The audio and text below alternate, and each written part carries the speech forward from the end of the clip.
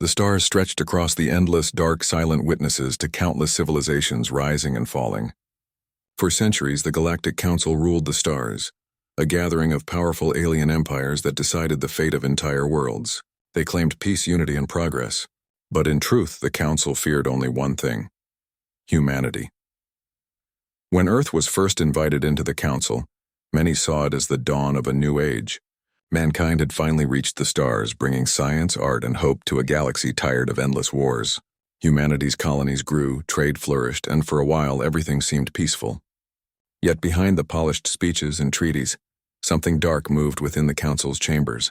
They saw Earth's progress not as cooperation, but as a threat. Humans were too ambitious, too creative, and too fast to adapt. What took other species centuries, humans achieved in decades. That frightened them more than war ever could. The Council decided to act. They began to whisper lies into every ear willing to listen. Rumors spread that humans were secretly building weapons to dominate the stars, that Earth's growing fleets were preparing to strike first. The lie grew until it became truth in the minds of the weak and fearful. One day, without warning, Earth's communication links were cut. The trade lanes were blocked. Human ambassadors were recalled from every world under the Council's rule. And then, the first attack came. On the colony world of Lyra 9, the sky burned red as fleets bearing the Council's insignia descended. Cities vanished in waves of energy fire. Entire continents were turned to glass. Millions perished before a single human ship could respond. The Council broadcast their justification to the galaxy, claiming Earth had betrayed them, that this was a necessary strike to preserve peace. But they had underestimated the species they sought to destroy. Far beyond the Council's reach, deep within the Sol system, Earth's high command met in silence. The leaders of humanity stared at the destruction reports, colony after colony gone, families erased, children lost. A wave of sorrow swept through them. But beneath that sorrow was a fire that had never died in the human heart.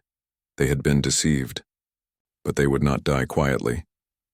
Admiral Rayner stood before the fleet commanders, his face calm but his eyes filled with the cold light of determination. Humanity's fleets had always been built for defense, but he knew that now defense was no longer enough. They had to strike back.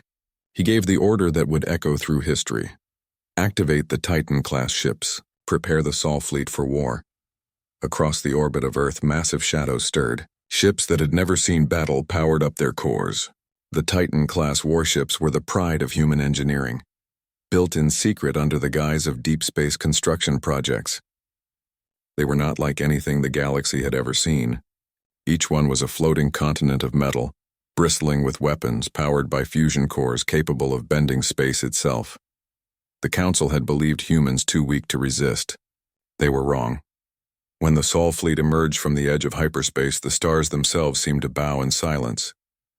200 warships in perfect formation surrounded the lead vessel, the Titan named Eclipse. Its hull shimmered with silver armor, designed to absorb and redirect energy fire. The fleet's arrival sent shockwaves through the galactic communication networks. No one had ever seen such power. The Council tried to open negotiations.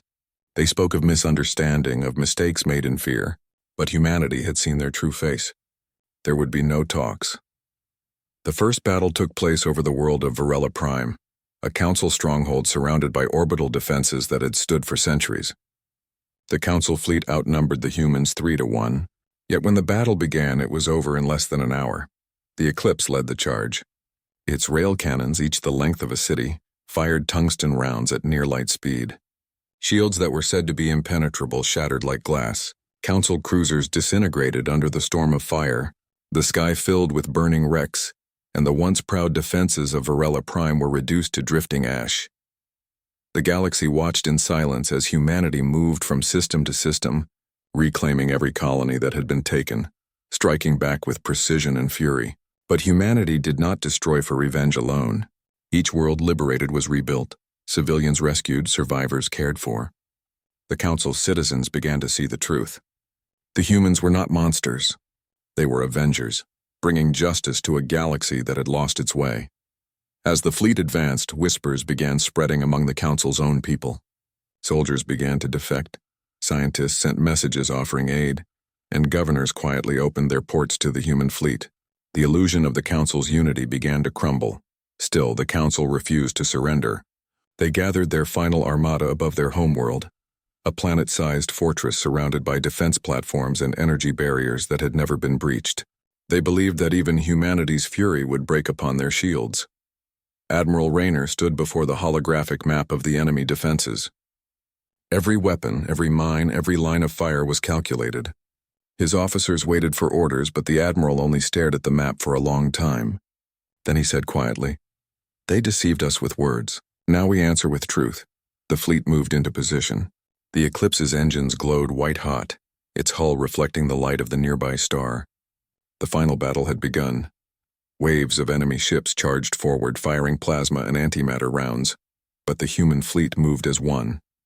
Drones swarmed ahead to draw fire while the Titans unleashed coordinated volleys that ripped through the enemy lines.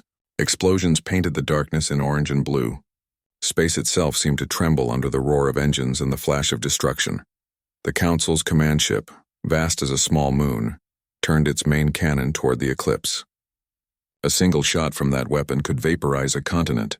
The beam fired, a blinding column of energy cutting across the void, but before it could strike, the Eclipse's shield flared, bending the light, redirecting it into a wormhole generator that the humans had hidden in their core.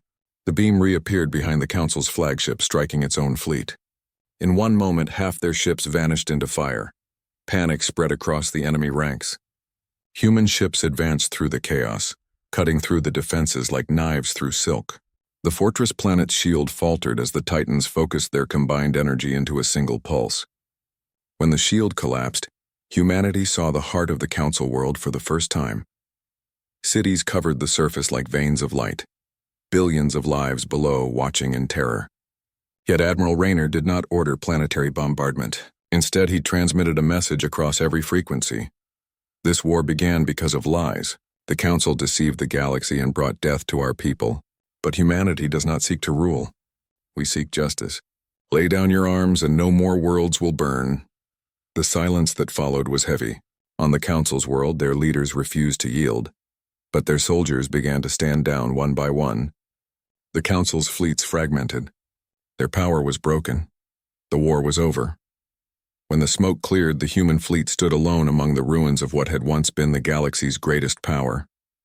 But they did not celebrate. The cost had been beyond measure. Millions of lives lost, countless worlds scarred.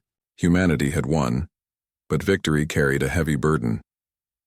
In the years that followed, the shattered remains of the Council worlds rebuilt under human guidance. The new order that rose was not built on fear or deception, but on cooperation. Humans led not as conquerors, but as protectors. They taught others how to rebuild, how to stand on their own. Yet deep in the records of the fleet, one message remained locked, written by Admiral Raynor before the final battle.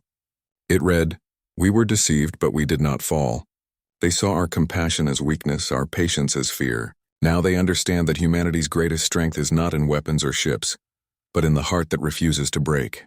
Let this war be remembered not for the fire we unleashed, but for the peace we will build from its ashes." Generations later, that message became a symbol throughout the stars. Statues of the Eclipse stood on alien worlds, reminders of the day humanity rose from betrayal and brought balance back to the galaxy. The Council's deceit had nearly destroyed everything, but in the end, it revealed what the galaxy had forgotten: the indomitable will of mankind. In the endless night of space, the fleet continued to patrol, not as conquerors but as guardians. They no longer sought revenge, for the past could not be undone. Instead, they watched over the stars, ensuring that no deception would ever again bring such destruction. And when young cadets looked up at the night sky, they were told the same words spoken long ago. When Earth's fleet arrived, the galaxy trembled, but it was not fear that followed. It was hope.